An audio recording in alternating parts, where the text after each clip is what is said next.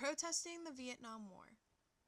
Zach Wood, Carrigan Smith, and Gaelyn O'Dwyer. So, what was the Vietnam War? Well, it was a conflict between the U.S. and the Communists in North Vietnam. The Vietnam War first began in 1959, 5 years after the division of North and South Vietnam. By 1969, at the peak of the war, over 500,000 U.S. troops were stationed in Vietnam. But why were people protesting the war? Protesting began when the bombing of North Vietnam was taken to an extreme.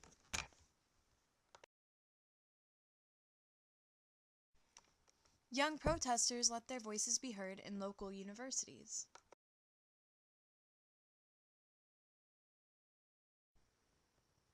One of the most influential groups was the Students for a Democratic Society, or SDS. Colleges like the University of Wisconsin-Madison and the University of Washington were the sites of many protests.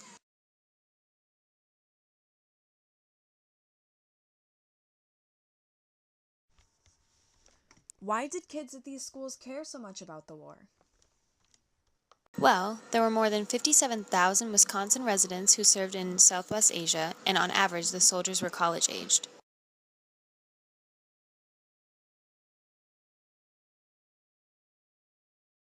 Early protests were organized around questions regarding the morality of U.S. military involvement.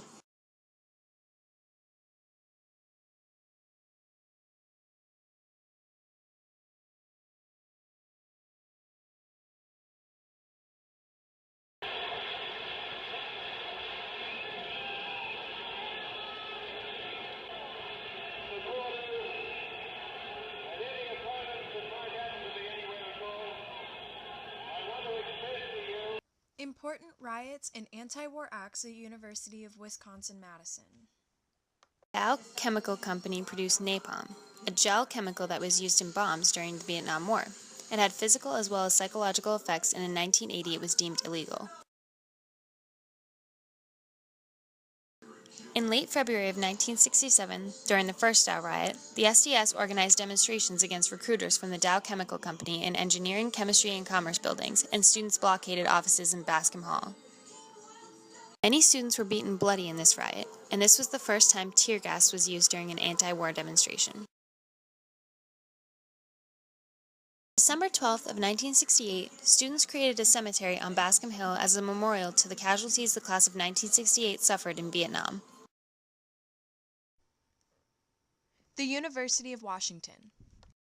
Students at the University of Washington had been protesting since the 1950s, starting with small groups of students to protest McCarthyism and alleged communist teachers. Protesting started to pick up with the escalating Vietnam War and the Civil Rights Movement. The University of Washington hosted many anti-racism and anti-war student groups. These groups worked together in larger campaigns, like the 1968 Black Student Union sit-in, anti-ROTC and anti-war protests, and the May 1970 student strike. The May 1970 student strike was a reaction to the expansion of the Vietnam War in Cambodia and the killings of student protesters at Kent State. Oklahoma State University and Oklahoma University protests.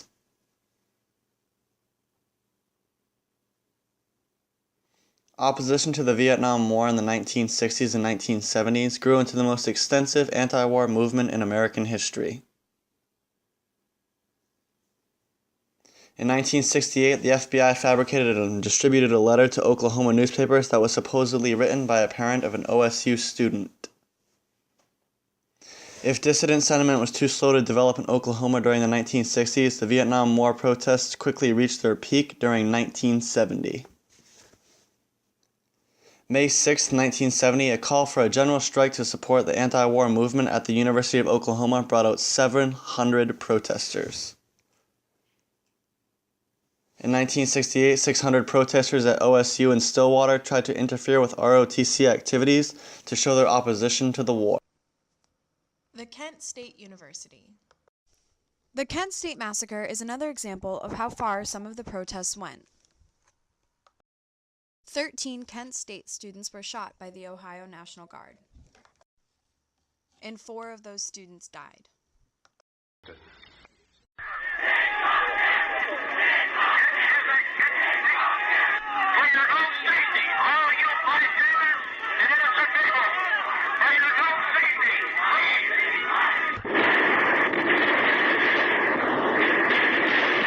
At the request of the Portage County prosecutor, an injunction has been imposed by County Judge Albert Karras, barring all persons from the KSU campus except those specifically authorized by the Ohio National Guard. The injunction requires all students living on campus to depart as soon as possible and at the latest by 12 noon tomorrow.